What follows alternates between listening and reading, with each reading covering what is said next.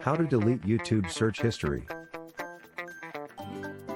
When you sign into YouTube with your Google account, YouTube keeps a record of everything you do on the site, what you watched, what you searched, even what you previewed. How to clear YouTube history.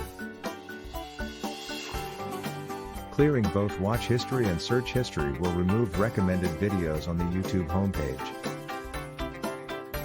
Clearing YouTube history advanced options. If you want to do a more thorough sweep of your YouTube search history, try clearing history in the YouTube mobile apps, and on both your mobile and desktop browsers. Clearing search history in the YouTube app. Select History Settings, then clear search history or your entire watch history. Clearing YouTube search history on your computer. To delete your YouTube watch and search history on your laptop or desktop. Using incognito mode.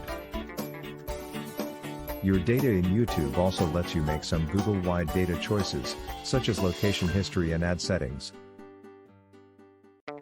Watch YouTube in Brave for better performance. Brave is a free download, and it only takes 60 seconds to switch.